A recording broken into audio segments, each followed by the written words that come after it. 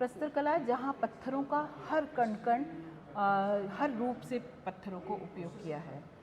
तो पत्थर के चूरा भी है, पत्थर के टुकड़े भी हैं, नदी के पहाड़ के टुकड़े भी हैं।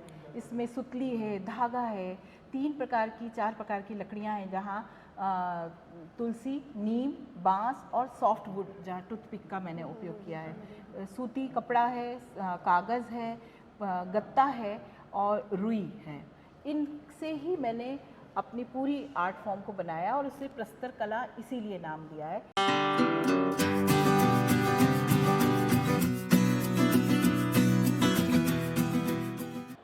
दोस्तों नमस्कार, मैं हूं शालिनी शिनेत और आज हम बहुत ही स्पेशल व्यक्ति से बात करने आए हैं, अनीता दुबे मैम से।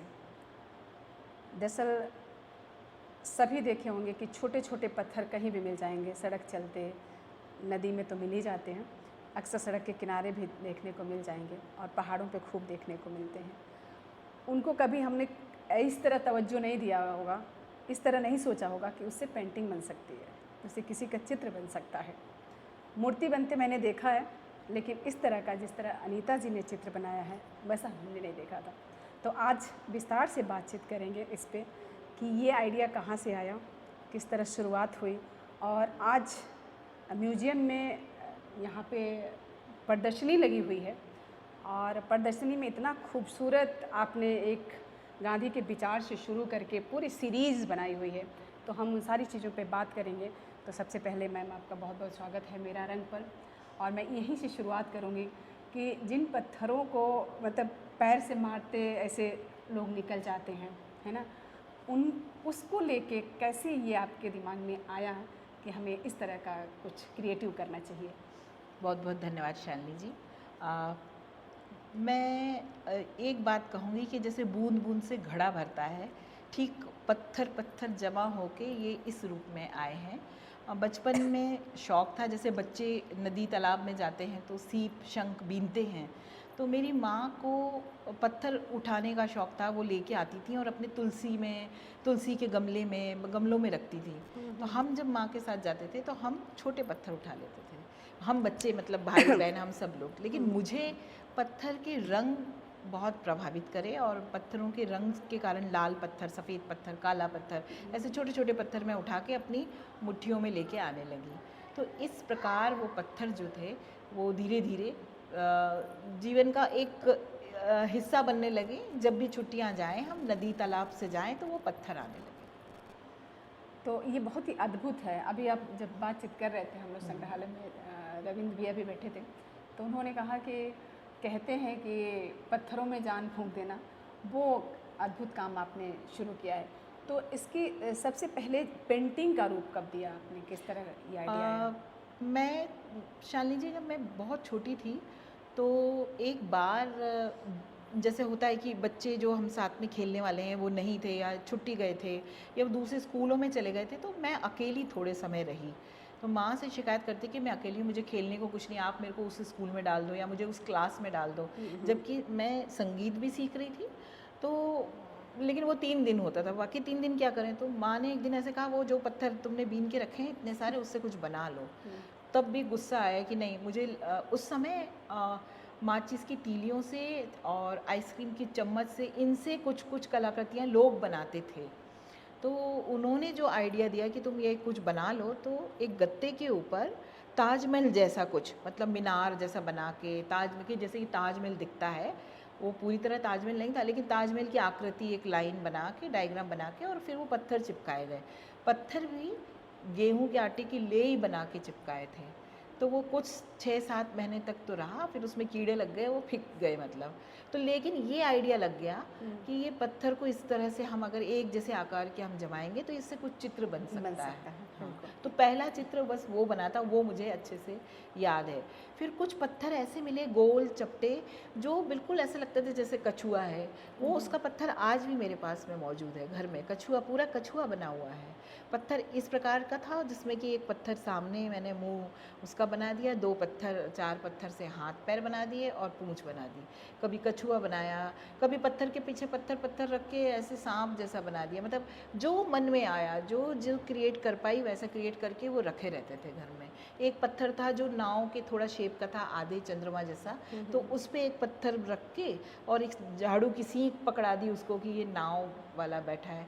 तो ये पत्थर मेरे घर में लगभग पिछले कोई 10-12 साल के में ही हटे हैं, अदरवाइज़ उसके पहले तक घर के अंदर मौजूद थे। तो इस प्रकार से ये समझ में आने लगा था कि हम पत्थर से कुछ बना सकते हैं। लेकिन चूँकि फिर पढ़ाई का दौर था मेरा, कॉलेज का दौर था, फिर कॉलेज के बाद में हायर एजुकेशन आ गई, तो उस समय थोड़े पत्थर मेरे पीछे हो गए, मतलब भर के रखे हुए थे घर में। माँ ने कहना शुरू किया तुम इस सब का कुछ नहीं करती हो, अब मैं हटा दूंगी, इसको आंगन में डाल दूंगी। तो मैंने कहा नहीं मैं कुछ बनाऊंगी, फिर आप फेंक देना। और उस समय एक कोई 2 फीट की एक सीनरी मैंने बनाई और वो सीनरी आज भी मेरे घर में लगी हुई है। उसमें पत्थरों को तोड़ा भी था मैंने, कुछ पत्थरों को तोड़ा भी था, जबकि उसके बाद जो मैंने क्रिएशन किया उसमें किसी पत्थर को मैंने तोड़ा नहीं है। फिर वैसे ही बीना है, जैसा मुझे मिला है वैसे ही मैंने उपयोग किया है। और जैसा चाहिए जिस साइज़ का उसी हाँ, साइज़ का ढूंढ अपने के आप, अपना क्योंकि रखा। ढेर है, 2 कुंटल पत्थर है उसमें भरे हुए हैं। आपने जो कल्पना करी, और मेरा सौभाग्य है कि मुझे वो पत्थर मिल जाता है, क्योंकि वो पत्थर एक ही जगह के नहीं हैं। हस्बैंड जो मेरे हैं वो एयरफोर्स ऑफिसर रहे, तो उनके साथ 12 शहर और 8 प्रदेशों में घूमना हुआ। 12 शहर के आप सोच लो कि नदी, तालाब, दार्शनिक स्थल आसपास कितने रहे होंगे, कितने स्टेट, कर्नाटक हो, श्रीनगर हो, पंजाब हो, गुजरात हो, महाराष्ट्र हो, किस प्रदेश में जाना हुआ, जिस भी प्रदेश में जाना हुआ वहाँ की नदी, वहाँ के दार्शनिक स्थल, वहाँ के पहाड़ हमारा घूमना हुआ। और इंटीरियर में भी जाना हुआ, क्योंकि वो सेना अधिकारी थे, तो कई बार हम ऐसी जगह में भी गए जो सामान्यतः लोग नहीं जाते हैं, और वहाँ भी मैंने पत्थर ही चुन के लेके आई। तो मेरे पास जो संग्रह हुआ वो ईस्ट वेस्ट नॉर्थ साउथ हर जगह का पत्थर हुआ। हम शिलांग में 3 साल पोस्टिंग रहे, मेरा एक बक्सा भर के पत्थर मेरे इकट्ठे हुए। वहाँ के हर झरना, वहाँ के हर पहाड़ से घूमना जाना हुआ, और हर बार कार के अंदर एक पॉलीथीन भर के पत्थर आते थे।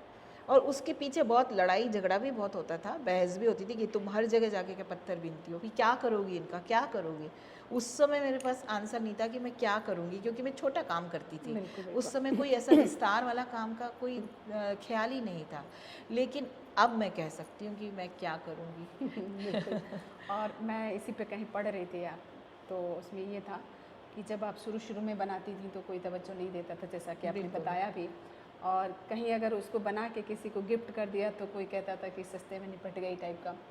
तो वो किस तरह की उस समय जब आप उपहार में देती थी, तो वो किस तरह की आपके पास तस्वीरें होती थी? असल में मैं जब एयरफोर्स में मेरे हस्बैंड थे, और हम जब भी किसी जगह पोस्टिंग में जाते थे, क्योंकि मैं आर्टिस्ट के रूप में काम कर रही थी, तो मेरी कुछ कलाकृतियाँ, पेंटिंग भी थी, कुछ और दूसरे आर्ट फॉर्म भी थे। लेकिन ये जो स्टोन आर्ट था, ये मेरे पास सीमित मैं बनाती थी, अपने घर के लिए ही बनाती थी। किसी फ्रेंड ने या किसी ने पसंद किया तो बोलते अरे बड़ा सुंदर है, ये बड़ा अच्छा है, यूनिक है, हमें बहुत पसंद आया। तो मैं सोचती थी शायद इसको पसंद आया तो मैं इसको ये गिफ्ट कर दूँ, जो एक सहजता की बात थी। तो जब मैंने उनको वो गिफ्ट किया, तो और दूसरे को ज्वेलरी और दूसरे को यदि मैंने पेंटिंग गिफ्ट करी है, तो यहाँ कंपैरिजन हो गया कि ये सामान तो पत्थर तो बीन के इन्होंने बना के मुझे गिफ्ट कर दिया है, और उनको तो देखो ज्वेलरी भी दी है और उनको पेंटिंग भी करके दिया है, उनकी साड़ी भी, दुपट्टा भी किया है।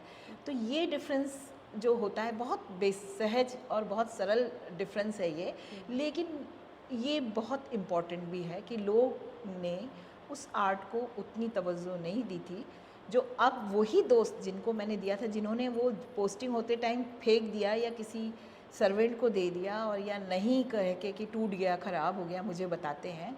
लेकिन मुझे बाद में पता पड़ा कि उन्होंने फेंक दिया था, या उन्होंने किसी को दिया और ऐसा कहा कि ये तो पत्थर वहीं बीन के भी ये देख लो गिफ्ट निपटा देती हैं।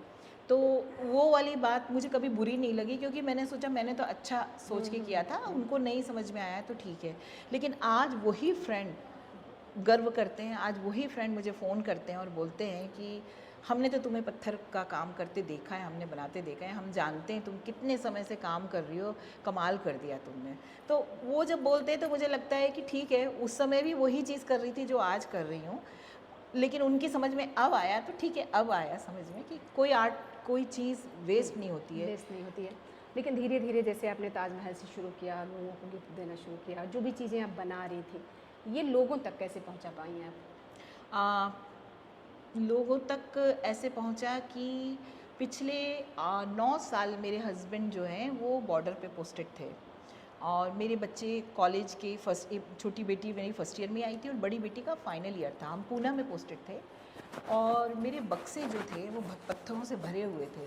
हमारा नीचे का घर था तो गार्डन में जितने पत्थर रखे थे वो तो रखे ही थे बड़े वाले, लेकिन जो छोटे पत्थर थे वो भरे हुए थे, क्योंकि मेरे साथ परिवार पूरा था, सास ससुर भी रहते थे। और हस्बैंड की जब अचानक पोस्टिंग आई 4 साल बाद पाकिस्तान बॉर्डर, तो ये तय करना था हमें कि हमें किधर रहना है। हम सिविल में जाके रहेंगे तो छोटा घर होगा, या बड़ा घर होगा तो कैसे रहना है, क्योंकि बड़ी छोटी वाली हॉस्टल चली जाएगी, पेरेंट्स साथ में रहेंगे कि नहीं। तो फिर एक तय किया गया कि जो हमारा खुद का एक 2.5 BHK, हम उसी में शिफ्ट हो जाते हैं, और बच्चे तो निकल जाना है बट इनकी कॉलेज तक है। लेकिन अब सामान कैसे पहुंचेगा सारा यूनिट में, तो हमारा बहुत सारा सामान था, क्योंकि जनरली 4-5 कमरों का घर मिला करता था हमें फोर्ट में। तो फिर हमने सारा सामान पैक करके यूनिट में भिजवा दिया, और बहुत कम जो उपयोगिता वाला सामान था वही हमने अपने घर में लेके गए। अब आई बात पत्थरों की, तो हस्बैंड ने कहा अब ये पत्थर तुम छोड़ दो यहीं पे, अभी कुछ नहीं कर रही हो इनका, तो यहीं छोड़ दो। तो मैंने कहा नहीं नहीं, मैं छोड़ूंगी नहीं। देखिए। हाँ, तो वो बोले कि 4th फ्लोर पे कैसे जाएंगे ये पत्थर। तो मैंने कहा तुम यूनिट में मत रखवाना इनको। मैंने क्रिस्टल, कारपेट, क्रॉकरी, ऐसी जो कीमती सामान था वो सब यूनिट में पहुंचवा दी, सारे बक्से पैक करके कि 4 साल बंद रहेंगे तो बंद रहने दो। लेकिन जो मैं 4-5 मेरे बक्से पत्थर के थे, मैंने कहा वो गैराज में रख दो नीचे। तो मल्टी स्टोरेज में जनरली जैसे पूना में वो रखने नहीं देते हैं गैराज में, लेकिन मैंने उनसे बात की कि मैं 2-3 महीने के अंदर इनको ऊपर ले जाऊंगी, आप तब तक रखे रहने दो, तो उन्होंने परमिशन दे दी। अब पत्थर रखे रखे लगभग साल भर हो गया, मैंने कुछ नहीं किया उनका। और 4th फ्लोर पे मैं कैसे ले जाऊँ बक्से उठवा के, कोई ले जाने को तैयार भी नहीं। तो हुआ एक दिन ऐसा कि मैं कार निकालती थी हर बार और देखती थी कि पत्थर कहते होंगे कि मुझे बंद कर दिया, कुछ करती तो है नहीं, अब बंद कर दिया। क्योंकि ये समय था जब मैं पिछले 5-6 सालों से पत्थरों का कुछ काम नहीं कर रही थी। मेरे पेंटिंग्स मेरे हर एयरफोर्स स्टेशन में, हर मैस में जा रहे थे। मैं ज्वेलरी बहुत बना रही थी, मैं पेंटिंग्स अपनी साड़ियों पे काम कर रही थी जिनके मेरे पास बहुत ऑर्डर थे। तो वो उसी से मुझे ये पत्थरों से फुर्सत नहीं थी, क्योंकि पत्थर कोई खरीद ही नहीं रहा था। तो मेरा फोकस जो था वो उस पे ज़्यादा हो गया था, ज्वेलरी और पेंटिंग्स पे, जो मेरा बिक रहा था सामान। तो जब मैं आई रहने, तो फिर मुझे लगा कि ये पत्थरों को ले जाके कुछ गमलों में ही रख लूँ, कुछ सजा ही लूँ, कुछ बना ही लूँ, ऐसा थोड़ा बहुत अपने घर के लिए ही। तो मैं थोड़े थोड़े पत्थर करके ऊपर ले जाने लगी, और मैंने फिर एक बॉक्स, लगभग एक बॉक्स खाली करके अपने कुछ खाली च्यवनप्राश के डब्बे, कहीं आइसक्रीम के डब्बे, उनमें भर भर के रख लिया।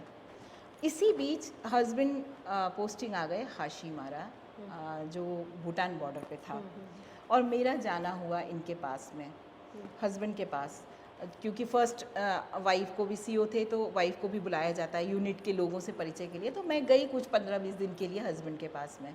जब मैं हस्बैंड के पास गई, जिस दिन मैं पहुंची उसके दूसरे दिन ही हस्बैंड को हो गया डेंगू, और वो हॉस्पिटलाइज हो गए, और मैं हॉस्पिटल में थी।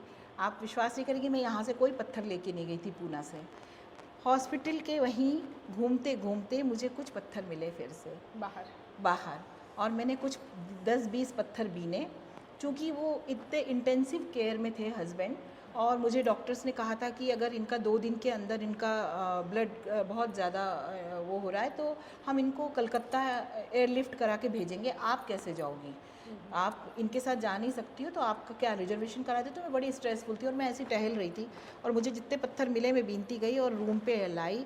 और उसी समय, वो समय था वेस्ट बंगाल का आखिरी ये शहर है हाशीमारा, भूटान बॉर्डर पे, और वो समय था नवरात्रि का।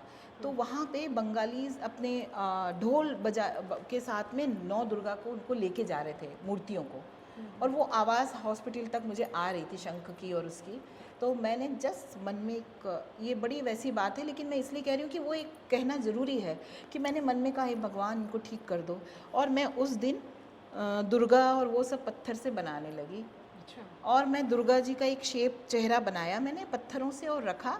और जैसे ही हस्बैंड की थोड़ी सी आवाज़ आई तो वो मिटा के जल्दी से पत्थर अलग कर दिए, नहीं तो ये कहेंगे तुम ये काम में लगी हो या कोई देखेगा।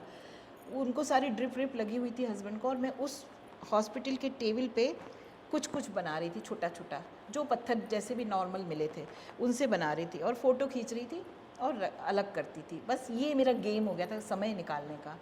बेटियों का फ़ोन आया कि मम्मी कैसे हैं पापा, आप क्या कर रहे हो। मैंने कहा मैं तो ये कर रही हूँ। तो बच्चों को फ़ोटोग्राफ भेजे तो बच्चों ने कहा मम्मी फेसबुक पे डाल दो, बहुत सुंदर बना है ये।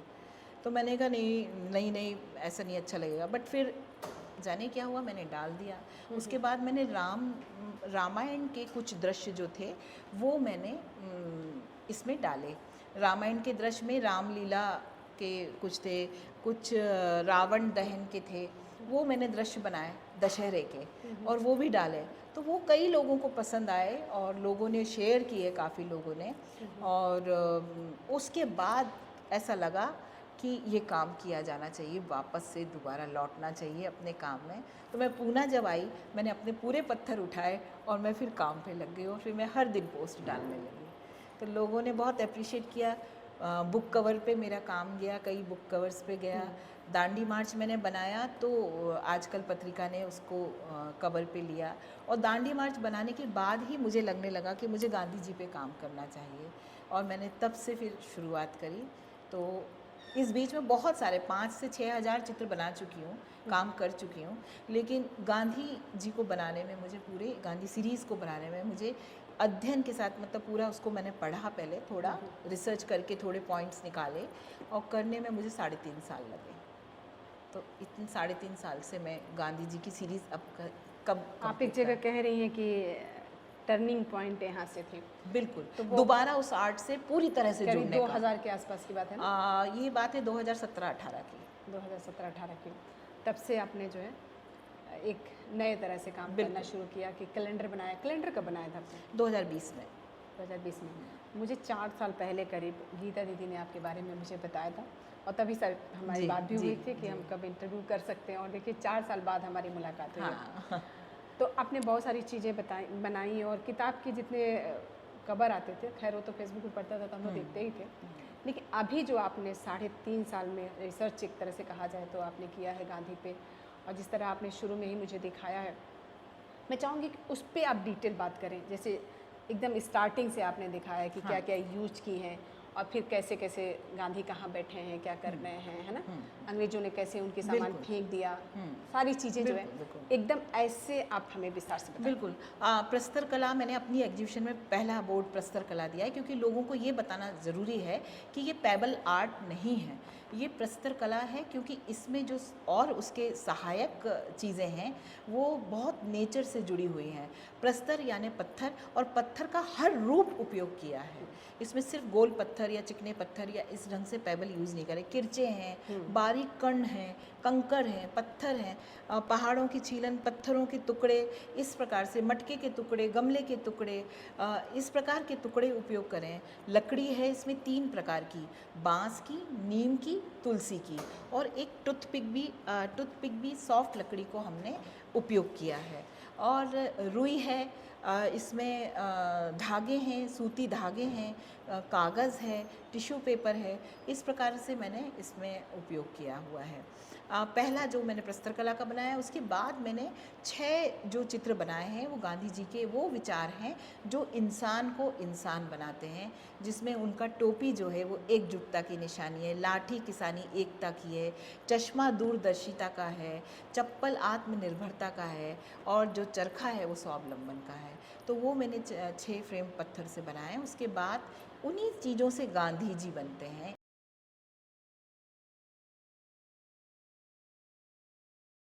अब चूँकि गांधी जी विचार हैं और गांधी जी के जो विचार हैं वो इंसान के मानव जीवन के भी वही मूल्य होना चाहिए। तो जब तक ये मूल्य रहेंगे तब तक गांधी जी भी हमारे बीच में रहेंगे। जैसे कि टोपी जो है वो एकजुटता की निशानी है, घड़ी जो है वो समय की पाबंदी है, चरखा स्वावलंबन है और चश्मा दूरदर्शिता है, लाठी किसानी एकता है और जो चप्पल है वो आत्मनिर्भरता है। जैसे कि सब जानते हैं 2 अक्टूबर 1869 उनका जन्मदिन था। उनकी माता पिता ने नाम उनका मोहनदास करमचंद गांधी रखा था। उनकी माँ उन्हें प्यार से मोनिया कहती थी और पूरा देश उन्हें महात्मा गांधी से पहचानता है। हम सब के प्यारे बापू कहलाते हैं। गांधी जी का बाल्यकाल, बचपन, बालक गांधी, बाल विवाह ही उनका हुआ था कस्तूरबा से, और कस्तूरबा जी उनसे 1 साल बड़ी थी। छात्र हुए वो कानून के और फिर बैरिस्टर हो गए। यहाँ तक का जीवन उनका एक सामान्य परिवार में एक बच्चा जो बैरिस्टर बनता है उस रूप में था। लेकिन जो जीवन का दर्शन उनको हुआ वो साउथ अफ्रीका में बैरिस्टर होने के साथ में, जब वो बैरिस्टर थे और काम के सिलसिले में उनका जब रेल यात्रा करी, और जैसे कि सब जानते हैं कि वहाँ रंग भेद नीति के कारण उनको जब टिकट होने के बावजूद भी ट्रेन से धक्का मारा गया, फेंका गया उनका सामान। तो ये जो दृश्य है ये कहीं पे भी नहीं है, क्योंकि ये दृश्य तो किसी ने खींचा ही नहीं गांधी जी का। तो ये दृश्य मैंने पूरा कल्पना से बनाया और ये सफ़ेद और काले पत्थरों का ये डिफरेंस दिया है। गांधी जी और कस्तूरबा जी जब साउथ अफ्रीका में थे तो गांधी जी सूट वूट पहना करते थे, उन्होंने बैरिस्टर के रूप में वो अपना रहते थे। बैरिस्टर के रूप में रहते हुए ही कानून में रह के कानून के खिलाफ उन्होंने लड़ाई करी, और ये संभव नहीं हो रहा था, इसीलिए उन्हें एक मार्ग चुनना था और उन्होंने सत्याग्रही होना चुना। और सत्याग्रही होने के कारण उन्होंने ये वस्त्र सूती कपड़ों का एक लबादा, कुर्ता और धोती पहनना शुरू किया। जब वो भारत आए काफ़ी वर्षों बाद तो उन्होंने भारत में जो गरीबी देखी तो उन्होंने अपने ऊपर के वस्त्र भी कम कर दिए और एक अंगवस्त्र और एक धोती में रहने लगे। कस्तूरबा जी ने उनका पूरा साथ दिया। पहला सत्याग्रह चंपारण आंदोलन जो 1917 में हुआ, और ये बिहार से नील की खेती के जो किसानों के साथ में उनके साथ जो अत्याचार हो रहा था, उनके पास टैक्स लगाए जा रहे थे, नील की खेती का प्रतिबंधित किया गया था, उसके लिए आवाज़ उठाने के लिए उन्होंने लोगों को एकजुट किया। और ये पहला देश का स्वतंत्रता के लिए किया जाने वाला इस प्रकार से पहला सत्याग्रह है। गांधी जी जेल में थे, अहमदाबाद मिल आंदोलन हड़ताल हुई और गांधी जी ने पहली भूख हड़ताल करी है। जेल में रह के भी गांधी जी लोगों के, मजदूरों के पत्र पढ़ा करते थे, लोगों के आवेदन पढ़ा करते थे, चरखा काता करते थे। और उसी समय खेड़ा आंदोलन जब हुआ तो गांधी जी ने काठियावाड़ी ड्रेस पहनी थी, क्योंकि वो लोगों से उस रूप में भी जुड़ना चाहते थे आपस में। टैगोर और गांधी जी के दोनों के विचार जो थे वो मिलते नहीं थे, लेकिन दोनों एक दूसरे का बहुत सम्मान करते थे। टैगोर ने ही गांधी जी को महात्मा नाम दिया था और गांधी जी ने टैगोर से गुरुदेव नाम दिया था। दोनों की बहुत एक दूसरे का वैचारिक विरोध के बाद भी उस समय एक दूसरे की रिस्पेक्ट करना, ये बहुत महत्वपूर्ण बात है। साबरमती आश्रम, जहाँ गांधी जी नेचर की सराउंडिंग में रहते थे और चिड़ियों को दाना डाला करते थे, वो चिड़ियाँ आप देख सकती हैं, और नित्य काम करते थे। गांधी जी पूरा साबरमती आश्रम में घूम घूम कर हर दिशा में काम करते थे। गांधी जी साबरमती आश्रम से गुजरात विद्यापीठ साइकिल से कई बार जाया करते थे, और साइकिल या जो था वाहन, ये आम जनता का वाहन आज भी उसी प्रकार बना हुआ है जिस समय उस समय था। और गांधी जी का साइकिल से जाने का दो मकसद थे। एक समय का बचाव, कि समय बच जाए और सही समय पे सब काम हो। दूसरा वर्जिश भी साथ में हो जाती थी। ये कुछ मूल सिद्धांत हैं। इन सिद्धांतों पे जो भी व्यक्ति चलेगा वो महात्मा कहलाएगा। गांधी जी इन्हीं सिद्धांतों पे चलते थे, इसीलिए वो शांति दूत के रूप में, महात्मा के रूप में आए हैं। असहयोग आंदोलन की शुरुआत हुई 1920 में, और फिर विदेशी सामान का बहिष्कार किया गया।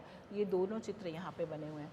कुछ गांधी जी के मूड्स ऑफ गांधी के नाम से मैंने कुछ पोस्टर्स पे काम किया था, जो पत्थरों पे काम किया था, तो वो पोस्टर्स हैं। यहाँ कुछ कोटेशंस हैं जो गांधी जी के कहे गए कोटेशन हैं, जिनको भी लिखा है कि संतोष तो प्रयासों में है, उपलब्धियों में नहीं। महात्मा ये गांधी। किताबों के कवर आपने और बनाए हैं। हाँ, ये अभी मेरे पास ये कुछ 5 किताबों पे मैंने गांधी जी के ऊपर लिखी गई किताबों पे कवर बनाए हैं, डिज़ाइन किया है कवर पेज। इसमें से 2 किताबें मेरे पास यहाँ उपलब्ध थी, तो मैंने यहाँ लेके आई हूँ।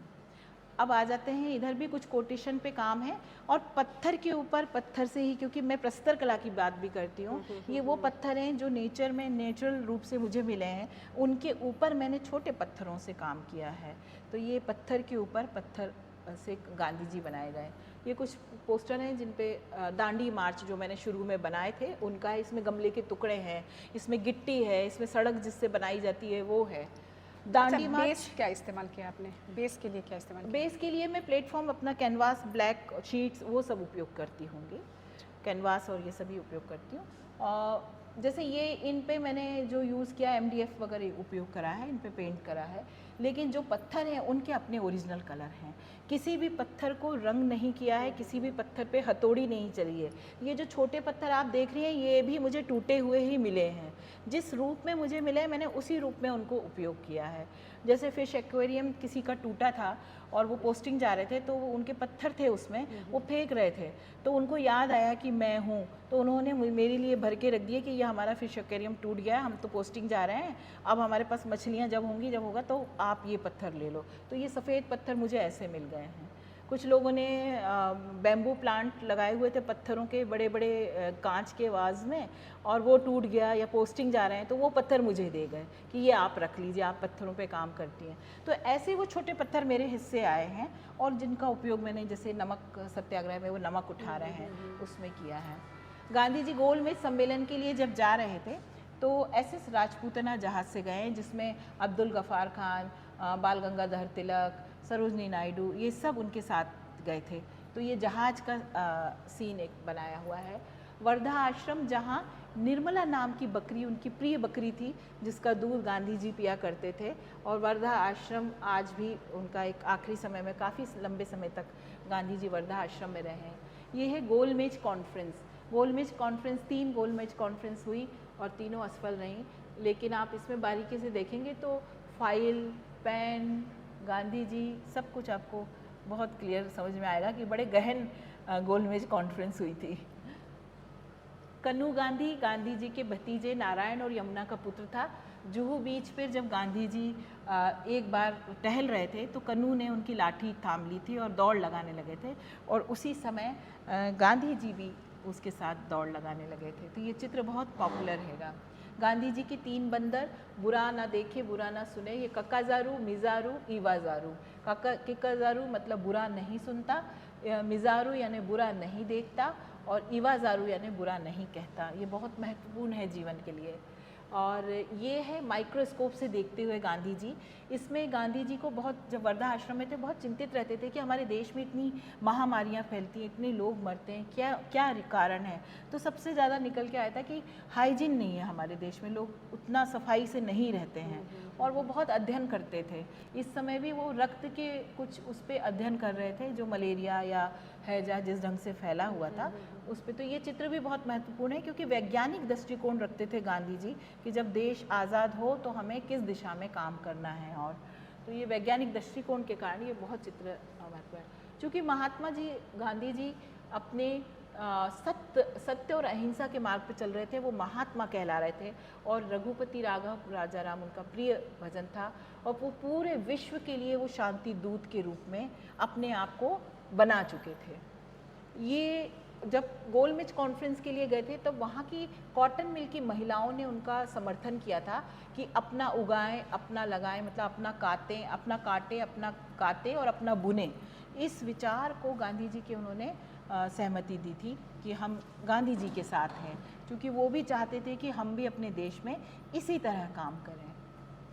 नौखाली सहार, जहाँ पे ह्यूमन राइट्स जो हुए थे, हिंदू मुस्लिम दंगे, और वहाँ गांधी जी जाके लोगों को समझाया था, लोगों के साथ प्रार्थना की थी, और काफ़ी समझाया कि वहाँ काफ़ी समय उन्होंने व्यतीत किया था। लॉर्ड माउंटबेटन और लेडी माउंटबेटन के साथ गांधी जी, जब देश आज़ाद होने वाला था तब लॉर्ड माउंटबेटन ने उनसे प्रश्न किया था कि आपके देश में अगर हम आज़ाद कर दें तो इतने दंगे हो रहे हैं, ये हैं। तब गांधी जी से जो उनकी बातचीत हुई थी, उस संबंध के लिए ये लास्ट आखिरी चित्र है जब वो मिले थे उनसे आज़ाद होने के पहले। वैष्णो जन तो तेने कहिए गांधी जी की माँ का ये भजन था। बचपन से उनकी माँ गाया करती थी और गांधी जी को बहुत प्रिय था ये भजन। जब भी किसी सत्याग्रह पे निकलते थे तो गांधी जी के साथ पूरी जनता रघुपति राघव राजाराम और वैष्णो जन तो तेने भजन गाते हुए निकलते थे। गांधी जी 30 जनवरी 1948 में प्रार्थना के लिए मनु और आभा के कंधे पे हाथ रख के जा रहे थे और वही दिन था उनका बलिदान का। तो उनके ही खून से सींचा है ये ज़मीन, तो भी हमारे देश में आज़ादी के फूल खिले हैं। उनके मुंह से निकला था हे राम आखिरी शब्द, और हम अपने देश को कह पाए हैं जय हिंद। हमारा देश आज़ाद हुआ है। ये गांधी वर्णमाला है जिसमें ये विचार हैं जो एकजुटता का नाम देते हैं। गांधी जी यही चाहते थे कि सब कोई, हर व्यक्ति एकजुट होकर रहे। गांधी की सीरीज़ पे काम कर रही थी, आगे क्या प्लान है? मैंने ऑलरेडी 3-4 महीने से टैगोर पे काम करना शुरू किया है। मैं रविन्द्रनाथ टैगोर गुरुदेव पे काम शुरू कर चुकी हूँ। वाह, बहुत बढ़िया। तो दोस्तों, आप देख रहे थे हमारे साथ साहित्यकार, कलाकार अनीता दुबे मैम हैं और आपकी कलाकृतियाँ इतनी खूबसूरत हैं, मैंने शुरू में ही बताया है। और गांधी के विचारों से शुरू करके इन्होंने पूरा सीरीज़ बनाया हुआ है, बहुत खूबसूरत है। आप भी आ सकते हैं, एग्जीबिशन लगी हुई है नेशनल म्यूजियम में। और मैं जिस तरह चीज़ें देख रही हूँ कि सोचिए कि एक पत्थर निर्जीव जिसे कहते हैं, वो लग रहा है कि गांधी जी चल रहे हैं, कहीं बैठे हैं, बात कर रहे हैं, मीटिंग कर रहे हैं, बहुत ही खूबसूरत है। तो आप ये देखिए, बहुत सुंदर संदेश है। बहुत शुक्रिया मैम। बहुत बहुत धन्यवाद।